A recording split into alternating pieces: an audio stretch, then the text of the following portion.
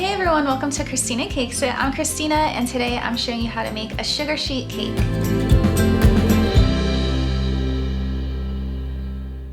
Sugar sheet cakes are definitely very popular right now, and I've always thought they were really pretty, and much to my surprise, they are actually extremely simple to make. So I recently tried out the technique myself, and it was so simple that I decided to do a tutorial on it. So a few things to know about sugar sheets before we get started is if you live in a humid climate or you're taking your cake to somewhere where it's humid, they might give you a little bit of trouble, but we are gonna use a secret ingredient to help with the cake so that the sheet actually is less likely to wilt. So that's one thing to know. Humid climate is a little bit tricky. The second thing to know about sugar sheet cakes is you do not want to store them in the refrigerator. So the technique that I'm going to show you, the sugar sheet is able to stay out at room temperature for a day or two, but don't put it in the refrigerator. And the next thing to know about sugar sheets is, actually that's it. It's a little awkward. Okay. So now that I have given you some cautions around sugar sheets, I'm gonna show you just how easy they are to make. So the recipe I'm sharing is enough to wrap around a 6-inch 4-layer cake. So you are gonna wanna measure your cake so you know how long to roll it. And my cake is about 19 inches in circumference and it is about 5 inches high.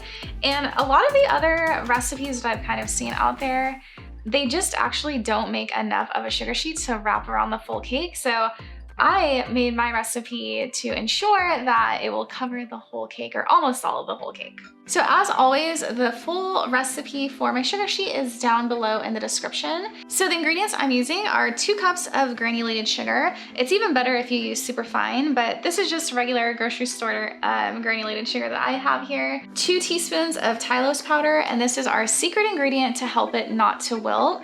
You could make it without the Tylose powder, but your sugar sheet is definitely more likely to wilt and soften, and so I highly recommend Tylose powder. 1/2 cup of light corn syrup, and then if you want to color yours, just a gel food coloring of your choice. You definitely want to use gel with this, and I'm going to be using Americolor Lilac. So to begin, I'm just going to mix my Tylose powder and my sugar together. Just want to evenly distribute this.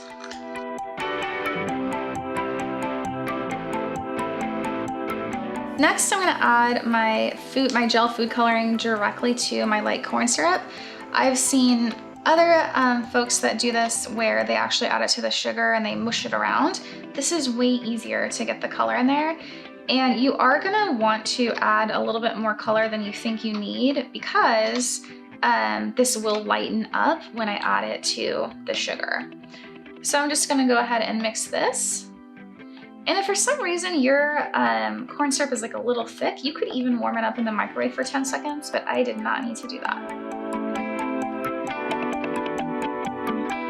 So we have this beautiful color here. Next, I'm just gonna add this to my sugar.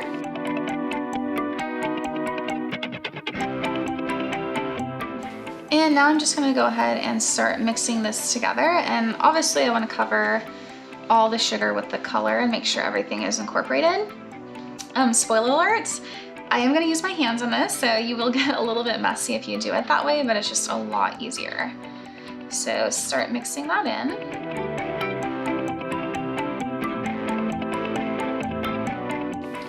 Now I'm just gonna start mixing by hand after it starts to get like a little bit harder. So you can see how the color lightened up, but it's still that really pretty lavender. So definitely add a little bit more gel food coloring than you think you're gonna need. You could even add in gel food coloring like at this step and make almost like a marble sugar sheet, like where it doesn't quite all blend in. So that looks really pretty also.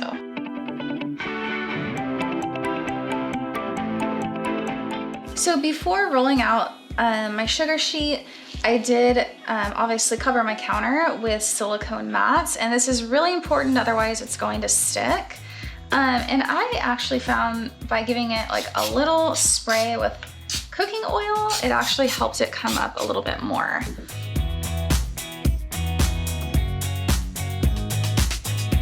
So I actually shaped mine into like a little tube beforehand because I know I'm gonna be rolling it like longer. Like I need to get this to be about 20 inches or 19 and at least 5 inches high.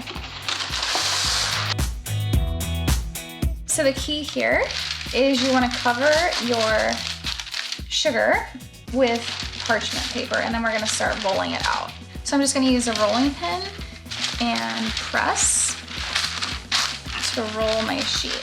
And you do want to get this pretty thin to wrap around the cake.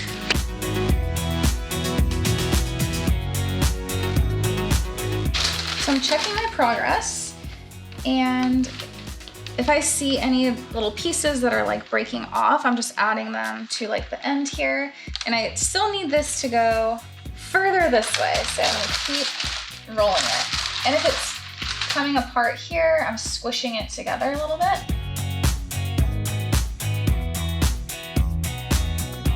Definitely gets easier to roll as it becomes flatter.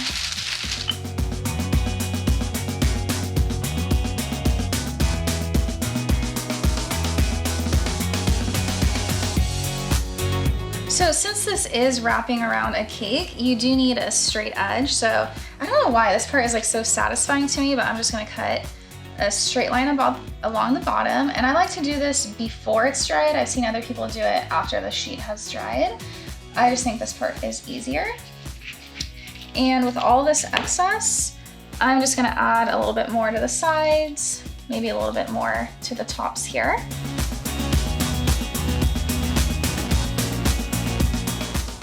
So now I have my sugar sheet ready to go, and the next part is the hardest part for me because I have to be patient, and this needs to dry for quite a while. And I've seen other people say that it'll dry in 3 hours or even 6 hours or 8.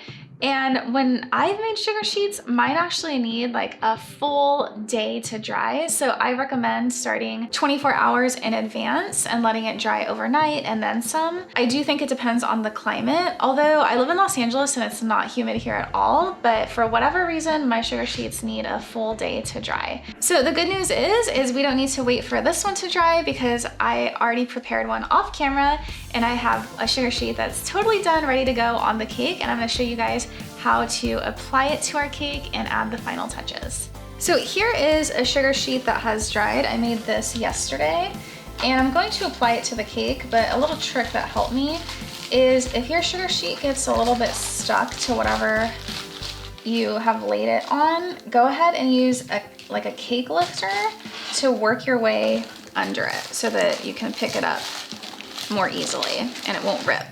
This one did rip a little bit, but I'm not too worried about it. I can still work with that design. So the most important thing when applying sugar sheets is your cake needs to be freshly iced. So I have fresh buttercream here. I recommend American buttercream to attach it to. You could use fondant. If you are using a fondant covered cake, you're gonna lightly brush it with like corn syrup so it will stick. But you do not want crusted buttercream, it needs to be fresh.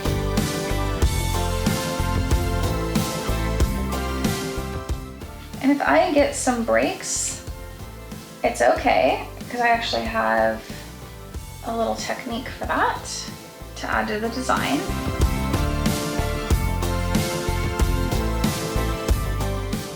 So you can see how pretty that already looks wrapped around the cake.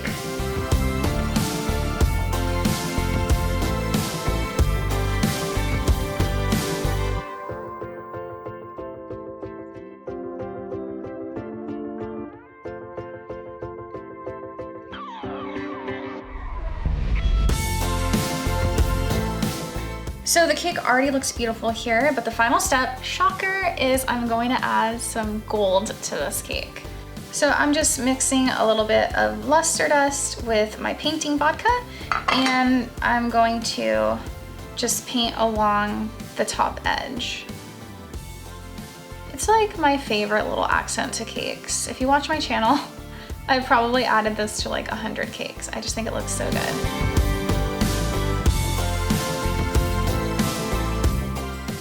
In any spot where there's like a little crack or a break, I'm actually gonna go ahead and accent that. I'm gonna paint that with a little gold. I actually think it looks really pretty.